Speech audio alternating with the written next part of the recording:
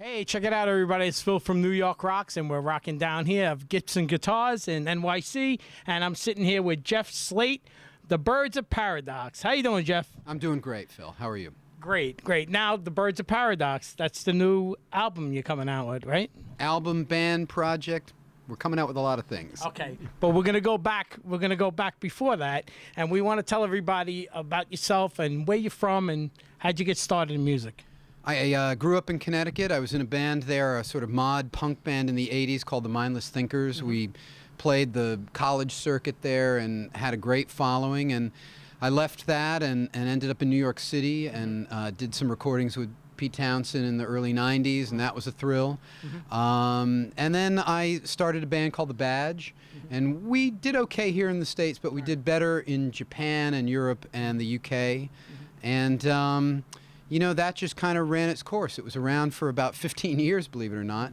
And then I fell in with these guys, Birds of Paradox. But let's say, how'd you get started with music? Was the guitar your first love? Did you pick up? Go ahead.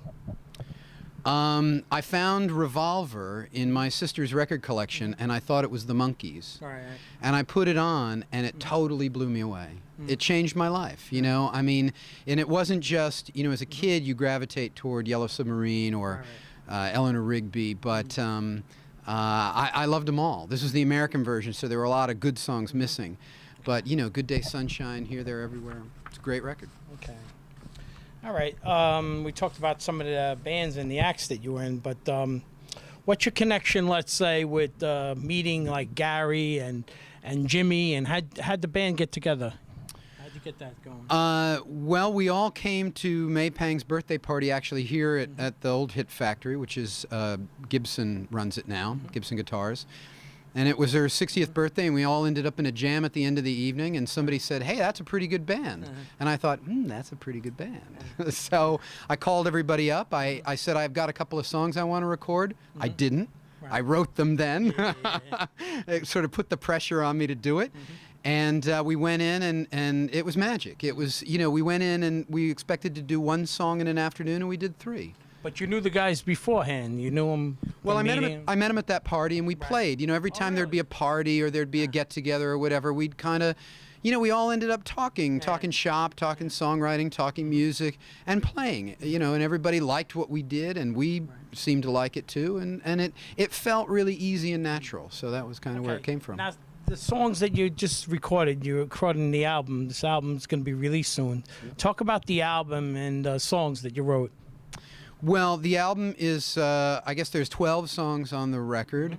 I wrote all but one of them by myself. It's the first time I've done that in quite a long time. And they were songs that meant something to me. They told a story from my point of view. And some of them were just fun songs. But they seemed to fit the project. They seemed to fit what I was trying to say at this moment. And they also seemed to fit the style of the music we were playing. So. Right. So what's the title track on the album? Do you have a title track? Well, the album is called Birds of Paradox after the band.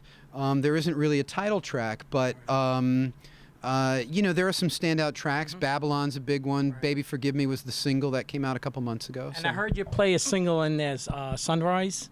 Oh, Lucky Day Sunset. Yeah, Lucky Day Sunset. It's not a single, but it's the one everybody seems to love. So I'm very good. We like playing it, and we enjoyed both recording it, and we love rehearsing it. We play it over and over and over, and it never gets tired. So I always find something new in it. So that's cool. You play a lot of Lennon music now. Talk about that. Your connection with John Lennon. Well, we don't normally. We only, you know, we might throw in a couple of songs here and there. You know, Gary and Adam played them with John, and it's fun for me to do that too, and for the other guys.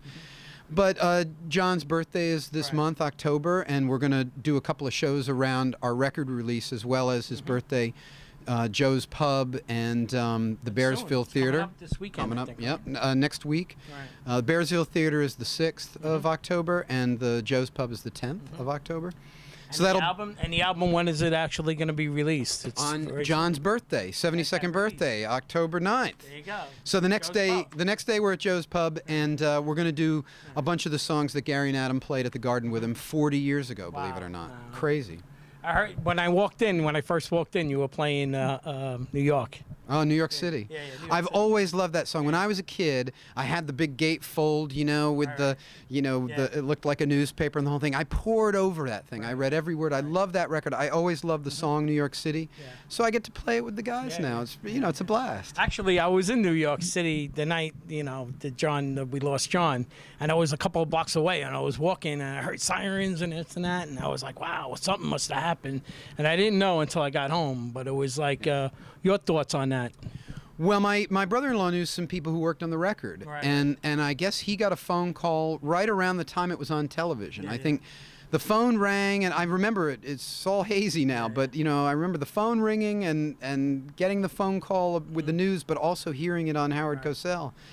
And and it was crazy, but I remember waking up the next morning and thinking it was a dream. I was a kid. It was very cold. I remember very, very cold. Very cold. I was running to get up to the train. And my alarm went off, and Imus was talking, and it wasn't a dream. I mean, it still, you know, to this day, it doesn't seem real. Okay. Now, I heard that you do a lot of writing, and talk about that. You're doing like writing and. Well, I'm, you know, along with the band, I'm a music journalist, and I interview a lot of musicians that I either am friends with or are comfortable with me because I'm a musician too. Sure.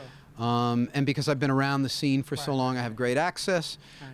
So, you know, sometimes I get to hang out with Tom Petty or, you know, whoever. Jeff Lynne last week was pretty cool. So, no, it's not these bad. Guitars. Look at these guitars behind us. Well, this is, That's something else, right? the people of Gibson have been very good to us. I've been an endorsed artist here for about 10 or 15 years, and they've treated me really well. All right, so tell everybody out there how they can find out more about what's going on with you, and you know they can log on and they can be your friend, right? You're on Facebook and all that. Facebook. Yeah, you can friend me on Facebook. Just find Jeff Slate. You can also find us at jeffslate.net or birdsofparadoxmusic.com, and you know we're going to be on Amazon and iTunes and all the usual places. Excellent music, man. You guys were jamming out. I appreciate coming down here. It was Thank fun. you. Pleasure's mine for interviewing you here today. And don't show any of the mistakes. you rock, buddy. All right, you're watching New York Rocks. Who rocks better than us? Nobody. Check it out.